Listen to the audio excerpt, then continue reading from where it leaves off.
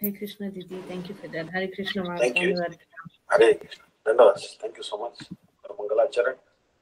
Om Jnanatigrandasya Jnananjanashalakaya Chakshurun Militam Dena Tasmai Shri Gurave Namaha. Nama Sarishtam Manamapisha Putra Matra Swarupam Rupam Tasyakrajam Rupurim Maturim Goshtavatim Radha Kundam Girivarmaho Radhika Madhavasham Prapto Yasya Pratita Krupaya Shri Gurum Tam Natosmi. हे देव हे दैत हे भुवन हे कबंधो हे कृष्ण हे चपल हे करुण हे कसिंधो हे नाथ हे रमण हे नयना विराम हा कथानुभूता सपदं दुष्मो हे.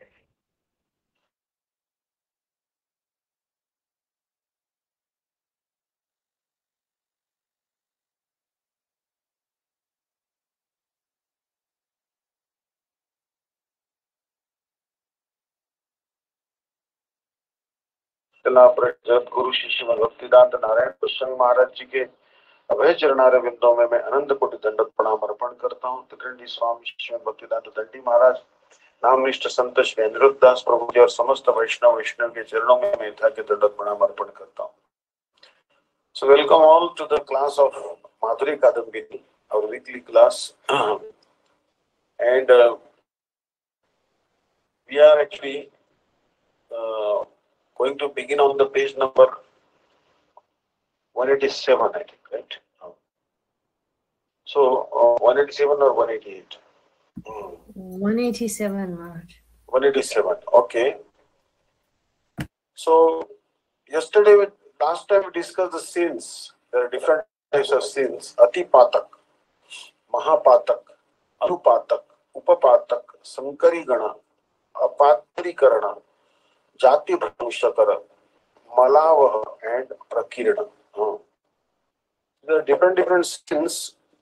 They have been described in the scriptures. Actually, there is one book called Chaitanya Shikshamrita. This book is actually a very good book. And you can all, if you get an English translation, a good one, you should study this book. Chaitanya Shikshamrita.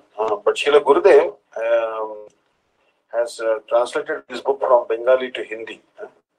Chaitanya Shikshamrita. It describes many things about these scenes, and in Chaitanya Shikshamrita you'll see that different topics are discussed. That how the atheist is there, then what the material world and its distressful nature, what is the duty, what are the different types of acharyas, spiritual masters. So how Chaitanya Mahaprabhu preached the holy name, then Krishna Shakti, Maya Shakti, all these things, Vivartavad, all these things, you see that there is a great discussion of things are there. What is one's qualification, and what is contamination of Varna Vyavichar. So many things are there discussed. So in that one, actually, you'll see that on page number 136, he's talking about scenes there in that book. Page number 136, Srila Bhaktivinoda Thakur is talking that how to behave honestly. One should be compassionate, one should be grateful, one should speak the truth, one should be straightforward, one should not steal, one should not overcollect, one should be kind, one should be renounced, one should respect the scriptures, visit the holy places. All these things he has discussed in that one. And he has certainly talked about different scenes also in that one.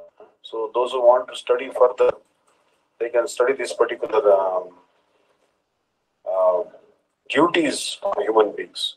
And then in that one, he's telling that the life of a grahastha, the householder, should always be very pure, very pious, and he should be devoid of sins.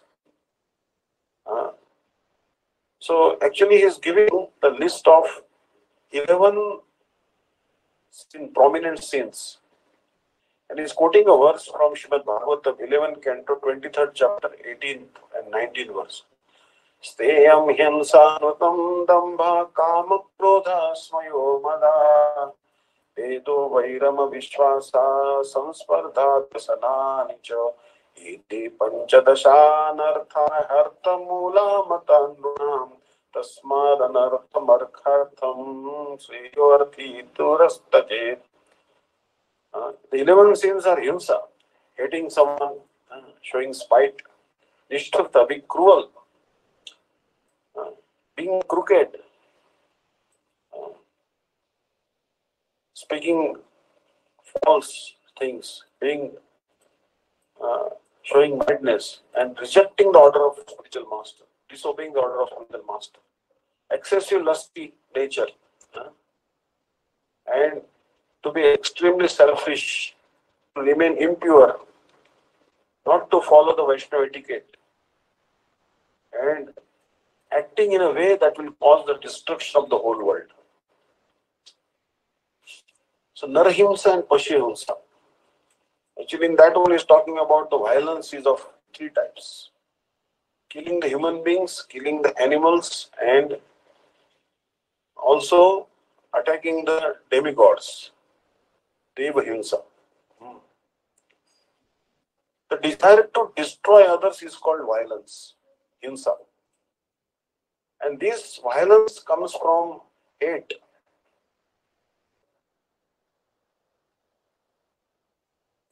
So if you have attachment to some objects, then that is called raga or attachment. And if you are detached from some object, then it is called hate, dvesha. If you have proper attachment, then it is pious. But if you have improper attachment, then it is called lampatte or lusty, covetousness. Understand? So basically, suppose you are attached to your own wife and you love your wife, then that is actually pious, because it's necessary that husband and wife must have love between them. But if you love someone else's wife, then that attachment is empty attachment, and that comes under lust. And if you have attachment, and then also dvesha, hate is also there. These are two opposite characteristics. But there are some things we must hate. We must hate stealing. We must hate criticizing others. But so that is pious, to hate sin. But unnecessary hate is violence and is the cause of enviousness. Our behavior, Bhaktivinoda Thakur is telling, should be full of love. But a sinful person behaves opposite. He shows violence and enviousness towards others. So violence is the greatest sin. Everyone should give up violence. Killing human beings is the greatest sin. Understand? Killing human beings. So now he is telling that जिस मनुष्य के प्रति हिंसा की जाती है, उस मनुष्य की महानता के तारतम्य से हिंसा का लघुत्व या गुरुत्व का विचार होता है. So basically, suppose you are killing some human being, then who you are killing, that decides the gravity of the sin. Suppose you are killing a Brahmana, it's a very great sin. If you are killing your relatives and friends, that is a great sin. Killing a woman is also a great sin. Killing a Vaishnava is a great sin. Killing your spiritual master is also a great sin. Also, killing animals is also not an ordinary sin. There are some persons who are actually attached to their belly and attached to their tongue to satisfy the lusty desires of their tongue. They kill the animals. Yeah, even if they don't kill the animals, they will get the butcher to kill for them. This actually shows the low character of a very vile person. As long as we don't give up any violence to the animals, one's character cannot become splendid or brilliant. Now, he's telling that in Vedas, there is some arrangement is given that you can do an animal sacrifice. But the aim and object of this arrangement in the Vedas, so that you can sacrifice an animal, is to reduce the tendency to slaughter animals and slowly bestow complete detachment on such violent persons and make them detached even from killing any animal. So Vedas slowly try to help you get rid of that bad habit of killing animals by giving some rules and regulations. So killing an animal is a business of another animal. Like you'll see in YouTube, so many videos are there. Like you get a lion will try to kill elephant, giraffe, zebra, like this. That is the nature of a lion. But it doesn't suit a human being to kill animals. No. If a lion hunts a deer, that is the nature of the lion. But if human hunts a deer, that is sinfulness. So in Bhagavatam it is told, Loke vivaya misha madhya seva nityastu jantor nahi tatra chodana vyavasthitis teshu vivaha yajna suragrairashu nivrittirishta yad grhana bhaksho vihita surayas tatha pashorala vanam na himsa evam vivaya prajana ratya imam vishuddham na vidut swadharmam. Krishna is telling Uddhava actually. People are naturally attracted to vivaya, sense gratification. They are attached to drinking liquor. They are attached to eating meat. So what Vedas have done, they said, okay, you want sense gratification, get married. You want to drink liquor, then, or want to eat meat, then you do fire sacrifice, slaughter a goat. But slowly, one should give up all that. Even married life, one should give up and become vanaprastha and then sannyasi. So Vedas slowly try to bring you to the point of completely abstaining from sense gratification, drinking liquor and eating meat.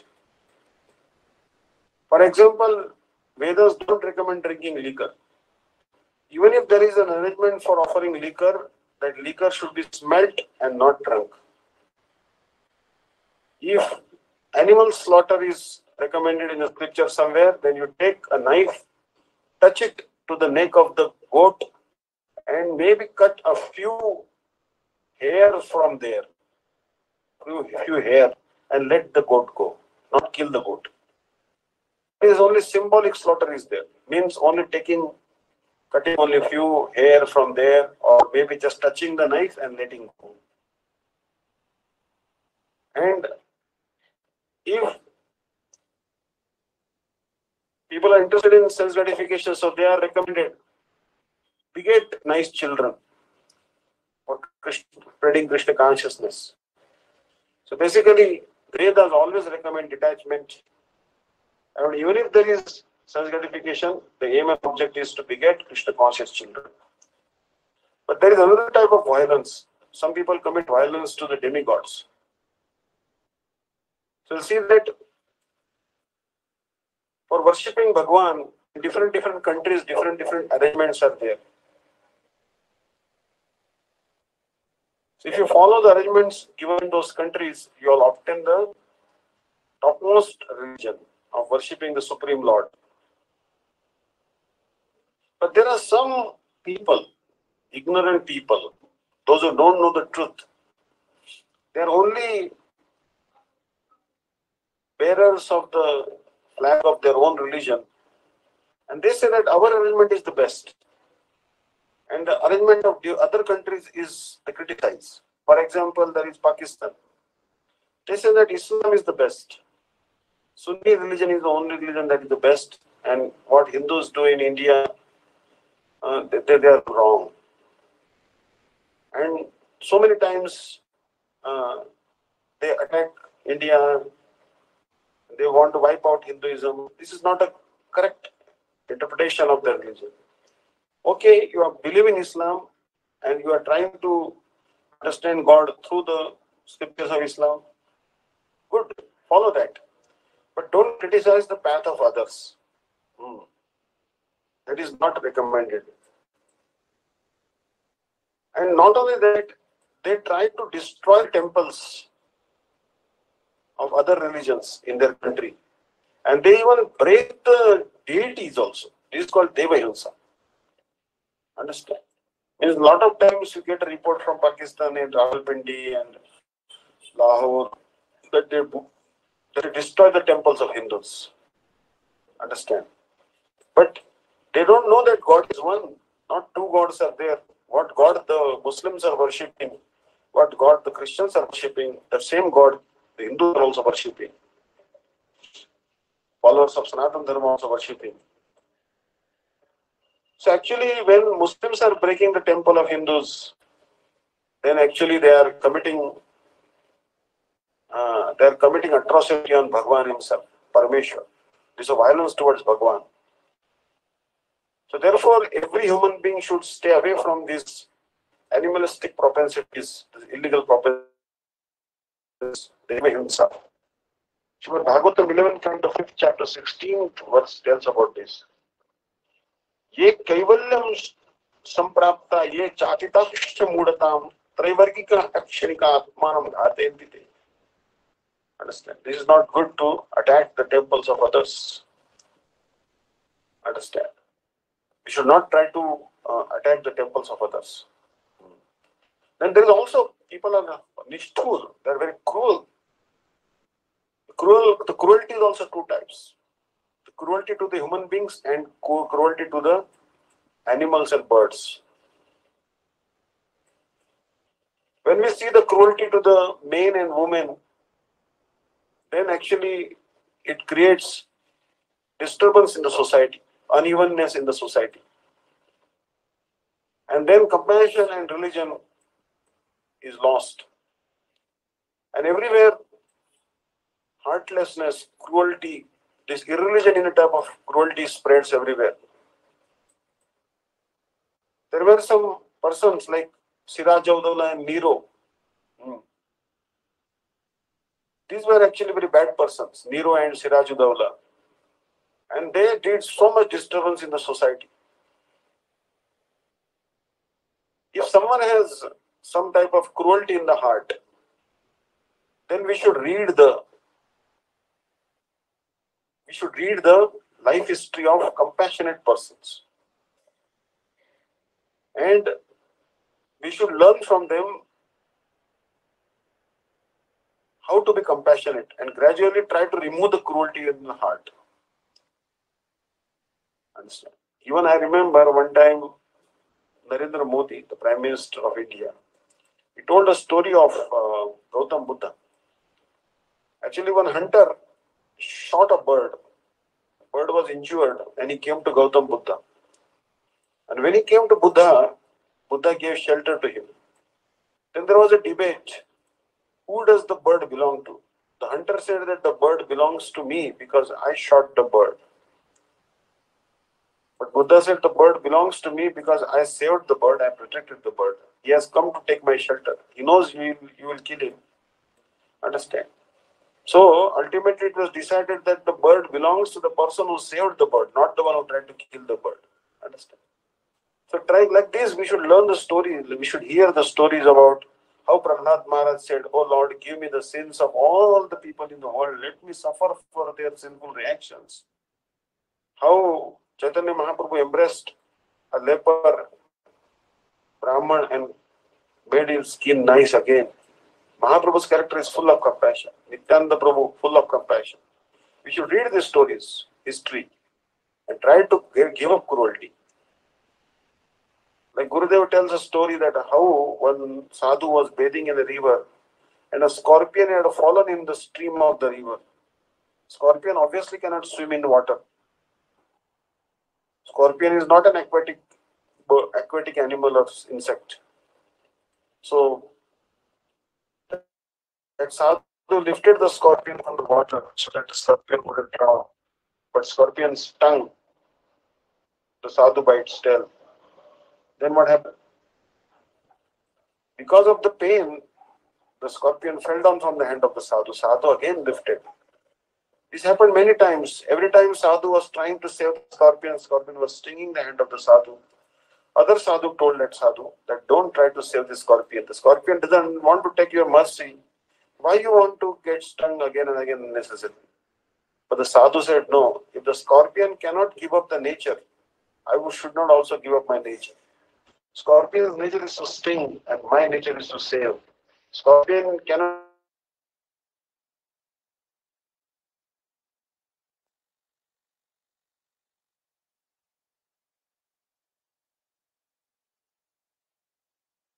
Actually, there are some in modern insignificant religions. Uh, you'll see that some insignificant modern religions they talk about uh, cruelty to the animals. This shows that the managers of these religions, this actually proclaims the infamy of these managers. How these rulers and controllers of these religions and the office bearers of these religions, they mismanage their religions. This declares that. Like when Gurudev went to Pope and he saw that Pope was eating veal, the animal, the flesh of tender cows, baby cows. Then Gurudev was so angry and he said, I don't want to beat this Pope. Understand?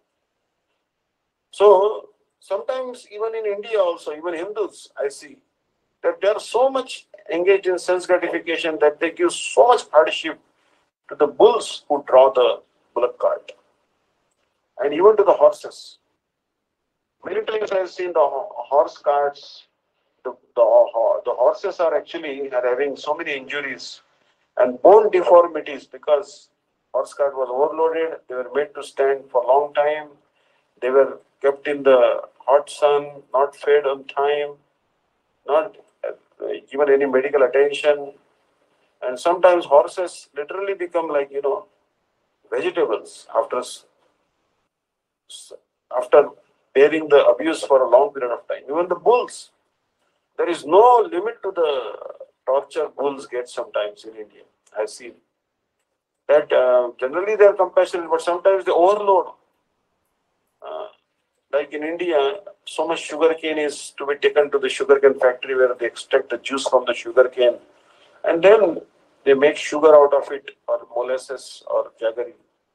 But sometimes the bullock cart is loaded, just two bullocks, and they have to pull huge load of sugarcane. And sometimes on elevation, when they have to go up, they are foaming from the mouth, and then they are being beaten from the back by their owner. Somehow or other, they try to pull it. But we should not give so much hardship to the bulls and horses. Yes, give them some work, but don't harass them. And when we see this harassment given to the bulls and horses, a compassionate person's heart breaks to pieces. One must give up harshness to the animals. Then also there is one type of cruelty, hard-heartedness, or duplicity.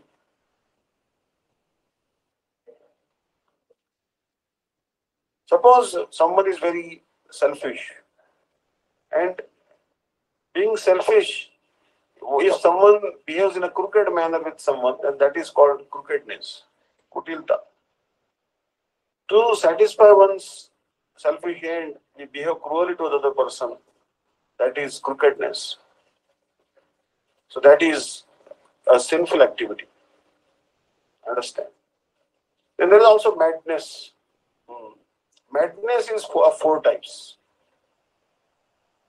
The Bhagavatam describes that. Abhyartitastada tasmai sthanani kalaye dado dutam panam striya suna yatra dharmas chaturvida punaschaya chamanaya jata rupa madat prabho tato anrutam madam kamam rajo vairam cha panchamam.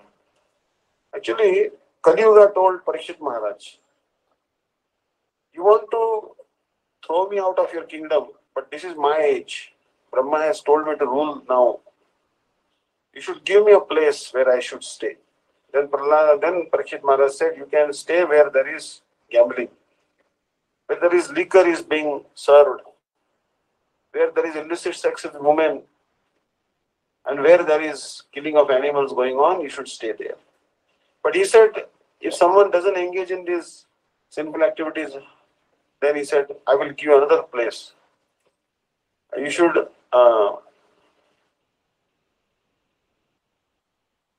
stay in the gold also, he told. Understand? So Bhagavatam describes this, that these are sinful activities.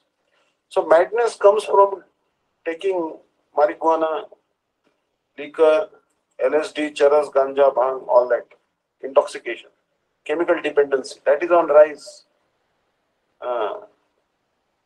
That is on rise now. And also, due to the 6 enemies like lust, greed, anger, madness, envy, also creates madness. Also, sometimes madness is induced by atheism. If one doesn't believe in God, one becomes mad. And sometimes due to dull nature. Actually, taking intoxication is causing the destruction of the world. So many bad things are happening. And the intoxication is actually the abode of all the sins. So, for example, liquor, tadi. Tadi means from palm tree, they make some incision, and then some liquid comes out of this palm trees that oozes. And after sunrise, that liquid becomes an intoxication. Then there is ganja, bhang, afim, charas, tobacco. Tobacco means tobacco. Then there is cigarettes, the Indian hand-rolled cigarettes, bidis. Then cigarettes and tea, they all are actually intoxication.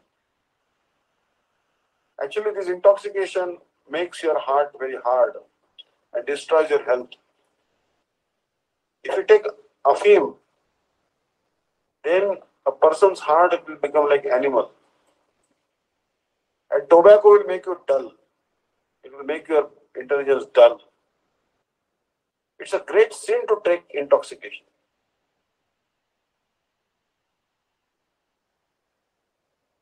Unless a doctor has told you, he has directly told you that you must take this intoxication, you should not take any intoxication. Understand? Unless an expert doctor has told you that, okay, you have to take this ganja, this many leaves you have to take, then you have to mix with these seeds, then you have to, something like this medicine he has told. Otherwise, you should not take any intoxication, unless doctor has told you. Also, there is lust, anger, greed, madness, envy. All these are 6 enemies. These control our mind and they make person very sinful.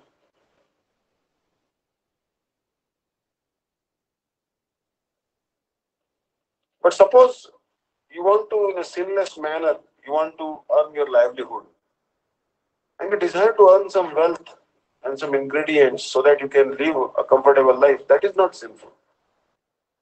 But you want to live a very luxurious lifestyle, then that is sinful. That is lust. But to desire to live a simple lifestyle without giving trouble to anyone, that is not sinful. Suppose your desires are not fulfilled, then what happens? It will cause anger. Understand? I remember in India, there was one boy, his father bought him a sports car, but that sports car was not up to standard. So he he told father, I want another sports car. Father didn't give him. So he went to the bridge and threw the sports car down the bridge into the river. He purposefully destroyed it so that father will buy him another sports car. He's angry. Oh, my father has not given me very expensive sports car. So I will destroy the first one, I'll get another one. Understand? So when your lust is not fulfilled, anger comes. And when anger comes, there is quarrel, we speak very bitter words, we beat up other persons, there is also war, and finally sometimes there is suicide. Everything becomes possible if anger comes. If the greed comes, slowly it will engage you in sin. If you think that I am very great, that is actually madness. We should think I am insignificant. The more you think that more insignificant you are, the more humble you will be. One should give up the badness.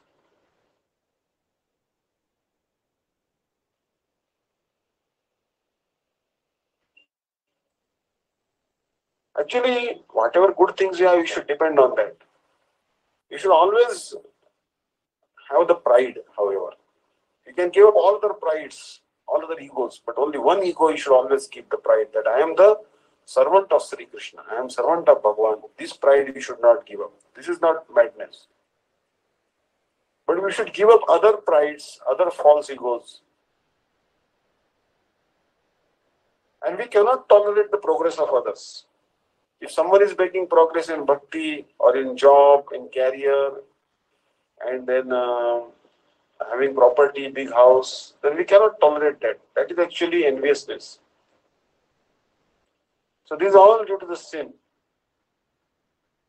Like in India, I see many times people build a big house, and outside the house they put the picture of a ghost or some demon actually. They make a small demon picture. Then I asked why they put the picture of demon on their house. They said this is to stop the bad eye, bad sight. Many people look and then the progress stops.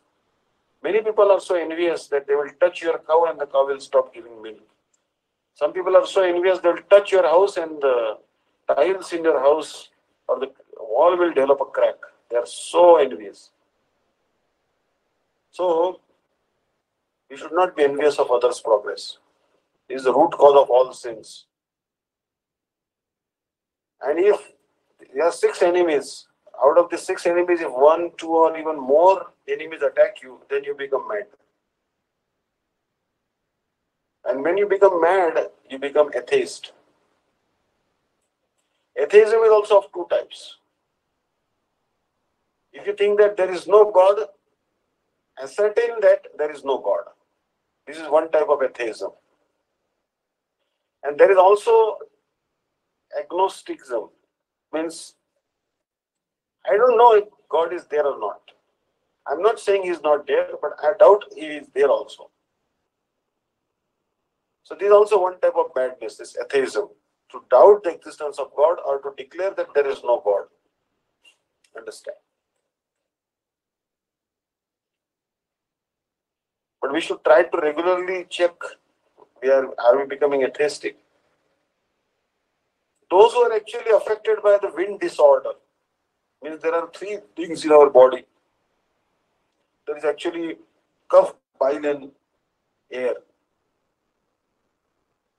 If the air element in your body is disturbed, then people become atheist or doubtful. It is seen that before people become mad, they were actually believing in God. They were theistic. They were believed in God. But as a result of some incidents, they become mad. Then they lost their faith in God. This is also the result of madness. But if you give medical treatment to that person and remove his wind disorder, air disorder, his vata dosha by Ayurvedic treatment, then again that person will start believing in God.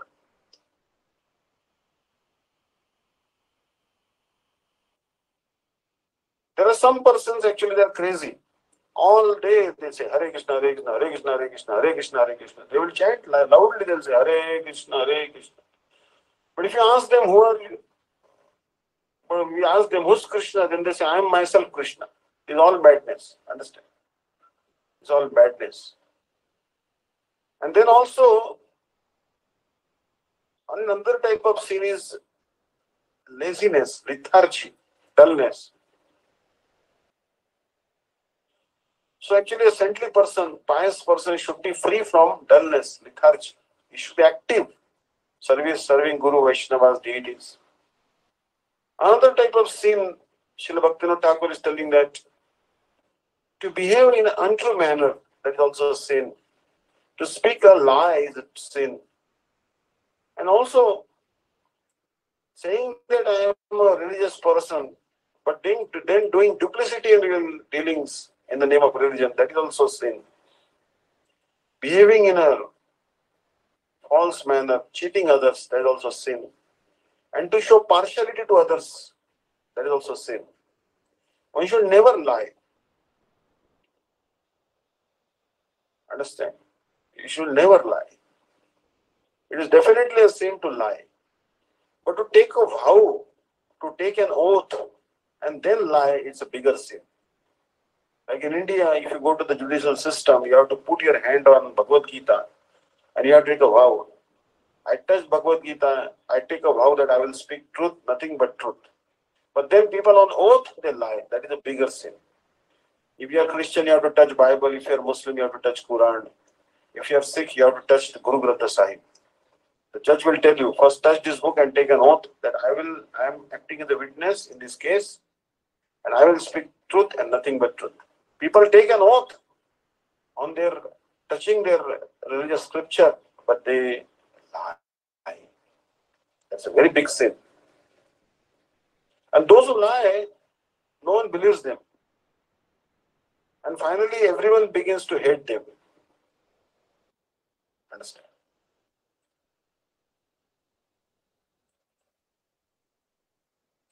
Then there is also dharma kapatya, duplicity in religious activities. This is a very big sin. Those persons who are engaged in duplicity in the name of religion, they are called crane devotee. Crane. Crane means bagula. There is one bird called crane. This crane, baka, is full of duplicity. If you see a crane standing in the middle of a field, silently, standing on one leg sometimes, closing the eyes as if in meditation and trance, but that crane is only waiting for the fish to come out. And then that crane will devour that fish alive. It's a very ruthless and cruel bird. But that bird will stand as if in meditation. There are some persons who act as if they are devotees, but they are only looking for devouring others, harassing others, and exploiting the property of others.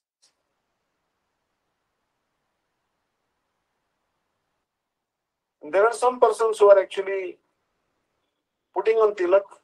They also put kantimala. They put kaupin. They have bahirvas like a sannyasi. They also have a prank thread.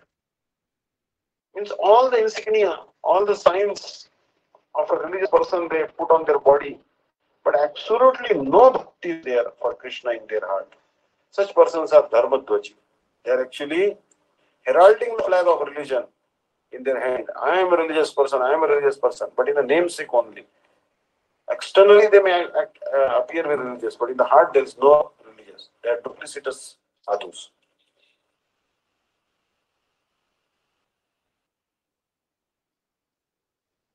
And there are some persons who are big cheaters.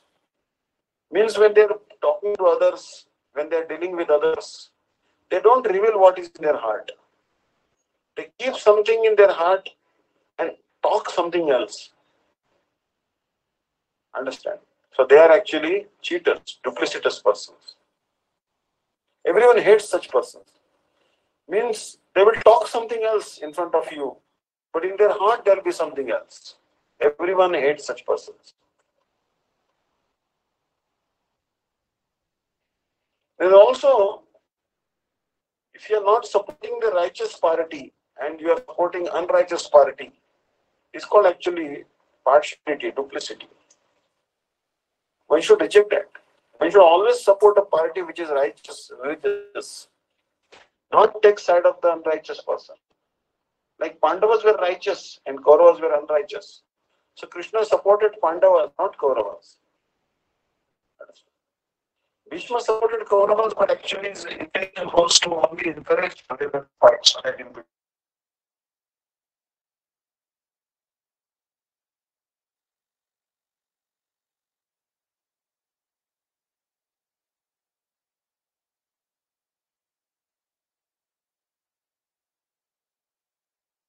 So one should always follow the order of seniors and spiritual master. Guru Avagya. One of the sin is Guru Avagya. It is also of three types. Srila Bhaktivinoda Thakur is telling that to reject mother and father, to disobey mother and father, and to look down upon mother and father, not follow the orders, is one type of Guru Avagya. Number two is rejecting the instructions of the scriptures and Gurudev. And then number 3 is disrespecting one's spiritual masters. If somehow our spiritual master or our mother and father somehow beat us up or even chastise us, we should not still disobey them.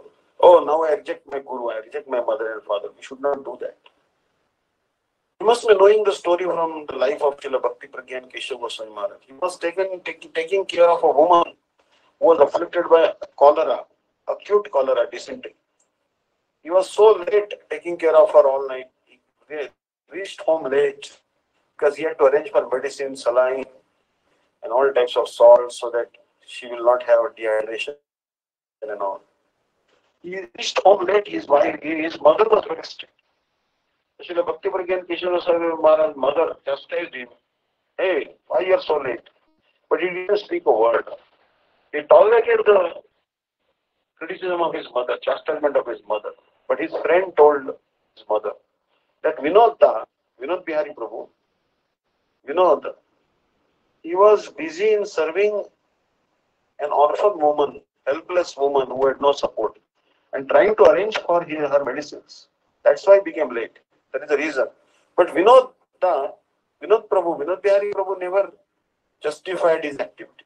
He tolerated mother's criticism. Understand? We should be we should not disrespect one's spiritual master. Once Vinod Bihari Brahmachari was told by Srila Bhakti Siddhanta Saraswati Prabhupada, go quickly. Your mother is very sick. She's on deathbed. Go and see her and come back. But he didn't go. Prabhupada asked him, why didn't you go? He said, my mother is on deathbed. When I go there, she will definitely tell me, we have so much land. You become the next landlord. You look after the land we have, our ancestral property. And I will not be able to reject her last request on the deathbed. And then I will be entangled in family life again, in the management of the property and land again. And I will lose this human form of life which is meant for achieving the lotus feet of Krishna. But if I don't go to my mother, she will be always remembering me every moment. When my son will come and she will give up her life. Not able to see me, she will not forget me. Crying and crying, she will give up her life. But when she will die, she will get a very good destination. Because when she remembers me, she will also remember you because you are my guru. And when she remembers you, she will also remember Krishna. Ultimately, she will get the benefit of remembering Krishna. And by remembering Krishna at a time of death, on the pretext of remembering me, she will get a good destination. But if I go there and I will follow her order, she will not remember Krishna, she will not remember you, she will not remember me. In a satisfied condition, she will give her life and then she will not get a good birth. And I will also lose my human birth because I will be spending the rest of my life in managing the land and property. So I don't want to go. Such a great devotee, Srila Bhakti Pragyan Keshav Goswami Maharaj was there. Actually did not disobey his guru, but rather he understood the importance of guru. But we should not give a guru who is actually deluded and will tell us, follow my orders, which are against bhakti and irreligious, we should not follow them. Suppose we reject the orders of our spiritual master, we are against religious principles. The sin will not touch us, it will not touch us. Example is given Prahlad Maharaj. Prahlad rejected his father. He didn't follow his father. His father was telling him, you worship me. He said, no, I will worship only Vishnu. He didn't get any sin. Bharat rejected his mother, Kaikeyi, because she sent Ram to forest. There is a reason why Kaikeyi sent Ram to forest. Ram only had told her, you should not disrespect Kaikeyi. But anyway, Bharat rejected his mother. Bali Maharaj rejected the order of Shukracharya because he wanted to serve Lord Vamandev. So Prahlad did not follow the order of his father Hiranyakashipu. Bharat Maharaj never followed the order of his mother Kaikeyi. And Kaikeyi told Bharat, you only call me mother once And then Bharat said, no, I can never call you mother. I'll only call you Queen Kaikeyi, not Mother Kaikeyi. Because you sent Ram to forest. And also Bali Maharaj rejected the order of Shukracharya ji. Shukracharya told him, don't give him the promise. Otherwise he'll take all your kingdom. And then Bali Maharaj said, no harm. If he's Vishnu, let him take everything. Everything belongs to him anyways. One should not be lusty, covetous. Lust is also of three types. Lust for wealth, lust for women or opposite sex, and lust for prestige. If you are very much attached to wealth and sense objects, that is called Artha Lampatya. And when you become very attached to the wealth, then that hope for making more money becomes so intense that a person can never be peaceful. And I have seen in India and in America also. There was a company, Fortune 500 company maybe, but the CEO of that company did some crime, corrupt business practices, and the FBI, federal government of America, arrested that person. Although that person had so much wealth, but still wanted to cheat the government, and the government arrested him. So how can there be peace if you are only lusty for money? Whatever money you have, be satisfied with that. One should only collect what is needful. Like there was a Maharaj who used to collect only 3 dhotis and 3 kurtas and 3 uttari. He said, only 3 days is enough for me. If I collect the 4th dress, I will be greedy. Over collection is also sin. So we should not keep in our heart the desire for sense and sense gratification. Attachment to money is also big sin. One should never associate with someone else's wife or a prostitute. Even if you are married to a woman, don't be attached to your health. Some bodily considerations are there and some society considerations are also there. One should not be attached to woman. If you are attached to woman, you will be completely destroyed. Bhagavatam, 3rd canto, 31st chapter, 33 and 34 verse talks about this big sin. Satyam shaucham daya maunam buddhirhi shriyasha kshama shamo damo bhagaschiti yat sangat yati samshyam teshu ashantishu mudeshu khanditatmasva sadushu sangam nakuryashu sheshu yoshit pradamrageshu cha. Bhagavatam says that don't associate with that person who's only a henpecked husband, who's very attached to his wife or girlfriend. A member of a man or a woman who are attached to the member of opposite sex, don't attach with those persons.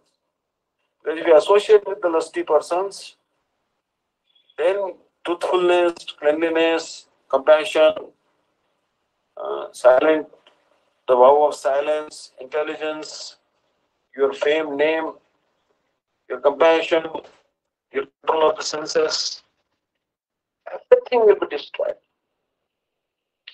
So one should be very, very careful. Understand.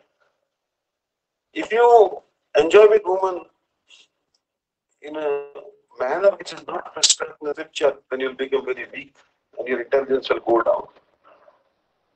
Understand.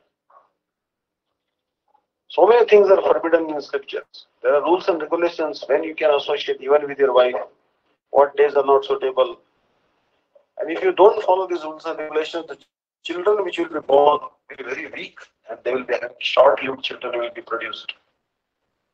In India, a man should be married at the age of 21 and a woman should be married at the age of 16.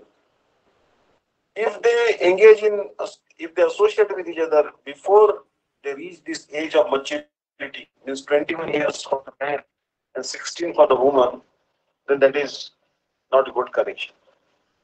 One should not associate with one's wife also on the day of a festival, on the day of a vow like Ekadashi or Janmashtami. One should not associate with one's wife if she is pregnant.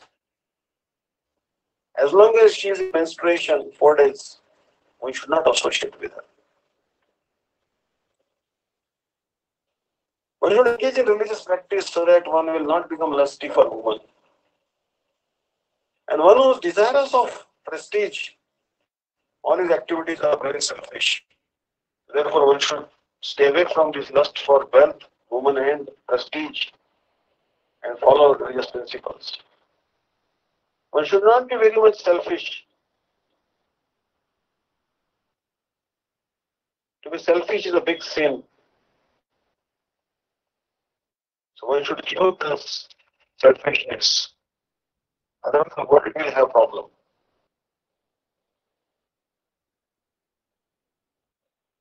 One should not be selfish to such a degree that it will cause harm to others. Such selfishness is not recommended. Actually, if you are too selfish, then the children and your family will have problem. And miserliness will come unnecessarily. So many religious activities are disturbed. Like many times I've seen in India, the husband is smoking. Mother, his wife and children are nearby. So they have become second-hand smokers. And their health is also suffering. So the husband is so selfish. He's smoking right in front of his children and wife. Wife cannot say anything. And she's also becoming second-hand smoker and her health is, she gets tuberculosis also. Children have tuberculosis. It's all selfishness. One should not engage in quarrel, stealing, false ego.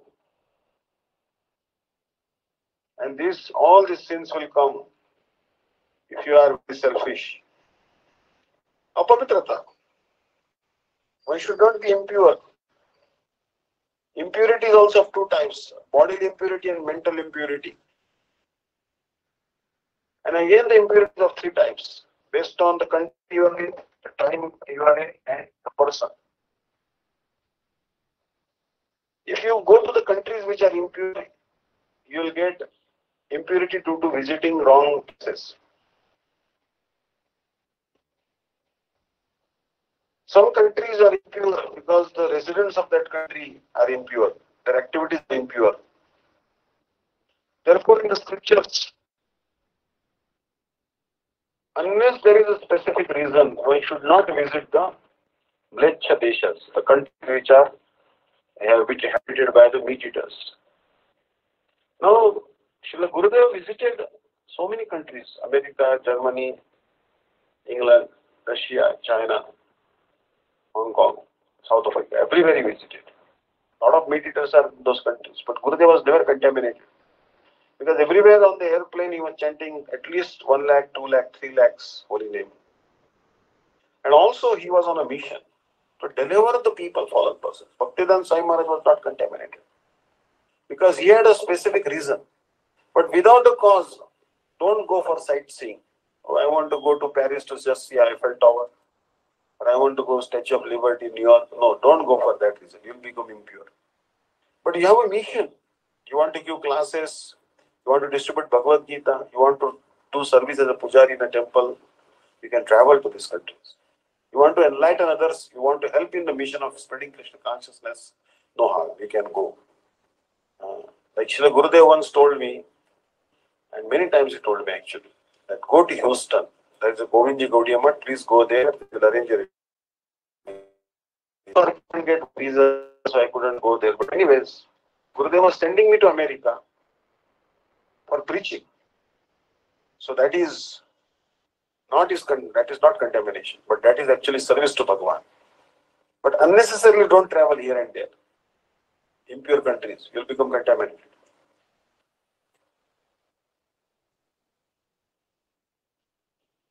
There are certain reasons you can go to the countries which are habited by BV eaters.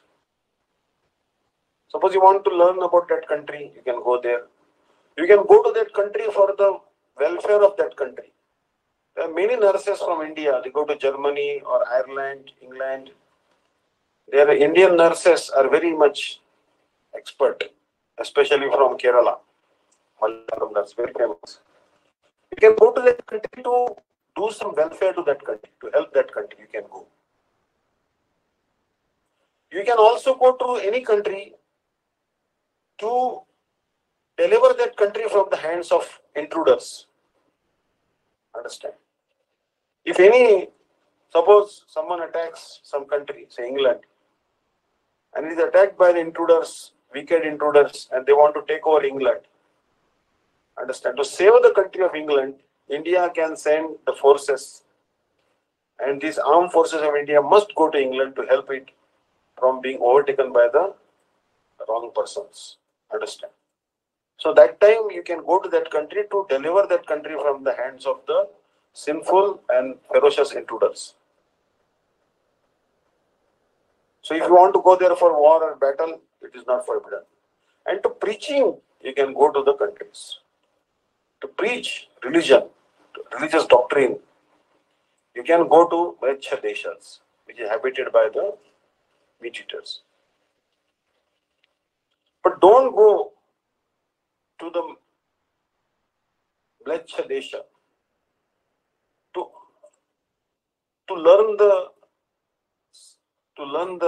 acquire the knowledge, like LLB or barrister at law, all these degrees. Don't go there.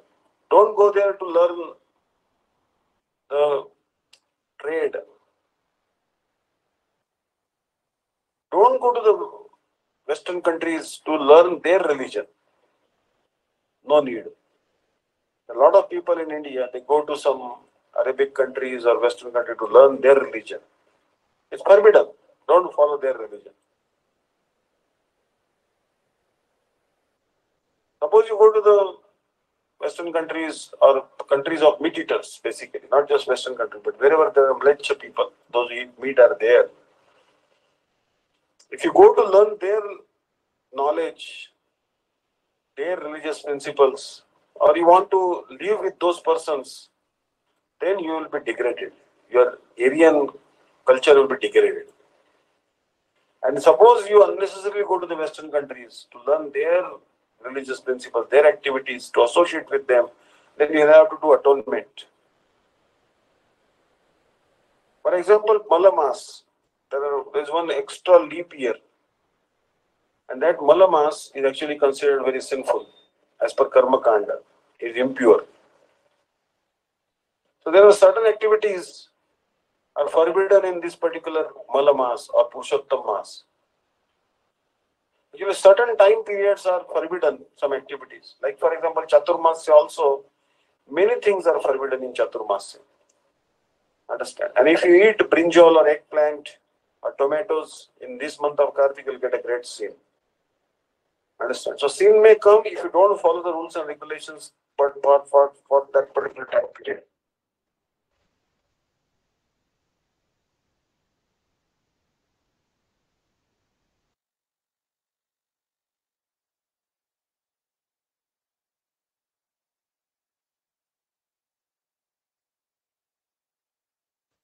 Don't sleep too late or too early like this. Don't sleep in the evening time, twilight time.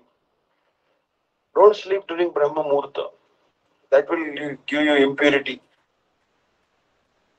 Don't take the food which is cooked by the drunkards and lusty persons.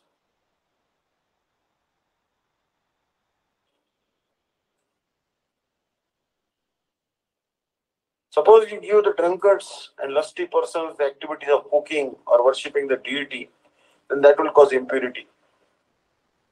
Suppose your body is impure, your clothes are impure, your bed is impure, and your house is dirty, that will cause impurity. Suppose you pass urine and stool, then that time you should use the water to remove your bodily impurity. Give up badness and enviousness, otherwise your heart will become impure. Also, you should follow the etiquette. Actually, a lot of people, they give up the rules and regulations and the etiquette which is prescribed by Narad Muni in Narad Pancharatra and other books. And instead they take up the behavior of the or etiquettes of the mlechas, meat eaters. Such people are not good. Understand? Those who associate with the meat eaters, mlechas, they will give up this pure institution of varnashram, division of the society as per the social and spiritual designations, and they will become meat eaters themselves. Such persons who follow the meat eaters' activities should also do atonement. Understand? Don't behave in a manner that is opposed to Vedic culture. Then the destruction of the whole world. There are certain activities which cause the destruction of the whole world. The activities that destroy the whole world is divided into 5 parts. For example, you want to cause a disturbance in the spiritual activities like preaching, Bhagavad Saptah, Bhagavad Katha. The second activity that destroys the world is actually duplicitous renunciation. Means false renunciation. Then number 3 is actually in the name of religion you are propagating wrong etiquettes, ill behavior. That is also wrong. That destroys the world. Unnecessarily waging a war on others, unrighteous war waging on others, and unnecessarily committing expenditure or spending money. This all destroys the world. Suppose some person is engaged in some pious activity and you cause disturbance to that person's pious activities. Understand? Then that will cause damage to the world. Suppose by practicing devotion to Sri Krishna or some spiritual knowledge will awaken in your heart, then you develop detachment from the sense objects. That is the true renunciation. But suppose you just make artificial practice of renunciation, then that renunciation is actually damaging. It causes disturbance.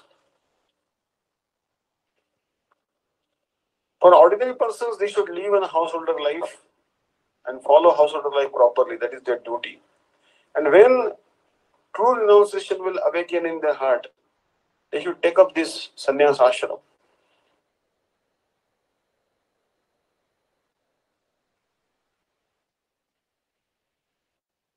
The householder should follow service to Sri Krishna. They should render service to Sri Krishna. Then gradually they should come out of this householder ashram and take up vanaprastha or sannyas. This is the real renunciation. Many persons, they are very much fed up of the daily quarrels at home, always quarreling with wife or husband, or due to some scarcity. So due to some scarcity, lack of food or clothing or something, and sometimes they are afraid of some calamity, they give up the householder life and become sadhus and sannyasis. But this is also sinful. Suppose you have a momentary renunciation. Just for a momentary renunciation has come in your heart, and you give up that ashrama, householder ashrama, grihastha ashrama. You have no right to do so. Some people have not developed the natural renunciation, and they have not developed the natural renunciation, but they shave their head, put the kanti and put tilak, and they put on all the insignia, all the signs of renunciation and leave the home. And they think that by doing so, I will achieve Bhagavan. But that is their imagination. Such momentary or unnatural renunciation will vanish in a few days' time. Again, they will become durachari. They will become act in an improper manner. So therefore, as per one's qualification, a prescribed behavior is given in the scriptures. So you should see your qualification and based on that qualification, behave. That is sadachar. Sadachar means see your qualification. See what level of dedication you have, what qualities you have. And then you follow your activities. Suppose you have the qualification to be a householder, then be an ideal householder like Pandavas.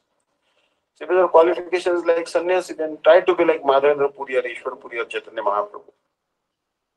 But if you are not qualified to be a sannyasi and you are pretending to be a sannyasi, then you will fall down.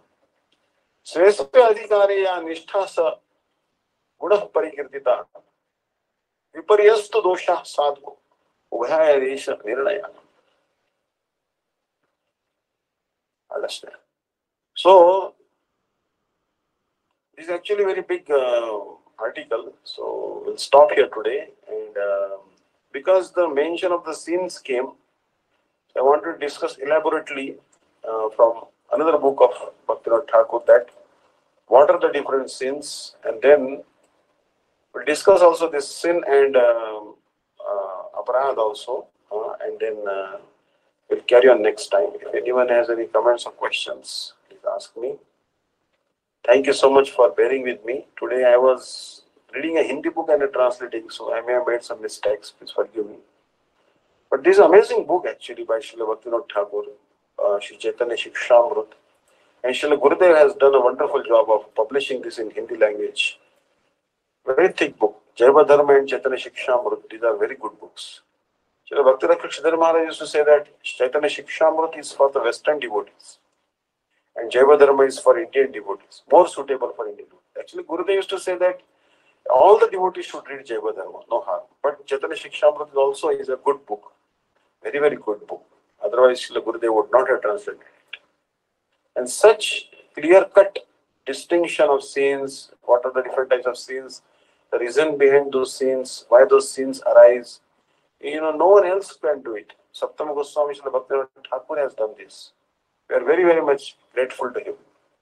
Hare Krishna. Thank you so much. Vancha Kalpatra Vishya Kripa Sindhu Pratanam Pavani Vaishnavibhyo Namo Namah. Hare Krishna. Hare Krishna Maharaj, Dandavat Pranams. Thank you so much for that very interesting class today, actually. Ananga Mohan Prabhu, Jai Diwani, please. Thank you. Hare Krishna. Dandavat. Hare Krishna. Hare Krishna. Thank you. Shri Guru Gauranga Gandharvika Giridhari Radha Vinod Bihari Ji ki Jai. Om Vishnu Pada Stotara Shata Shri Srimad Bhakti Vedanta Vishnu Devi Goswami Maharaj ki Jai. Om Vishnu Parashtotara Shata Shri Srimad Bhakti Vedanta Dandi Goswami Maharaj ki Jai. Nitya Leela Pravishto Vishnu Parashtotara Shata Shri Srimad Bhakti Vedanta Narayana Goswami Maharaj ki Jai. Nitya Leela Pravishto Vishnu Parashtotara Shata Shri Srimad Bhakti Vedanta Vamana Goswami Maharaj ki Jai. Nitya Leela Pravishto Vishnu Parashto Tarashata Shri Srimad Bhakti Vedanta Swami Maharaj ki Jai. Nitya Leela Pravishto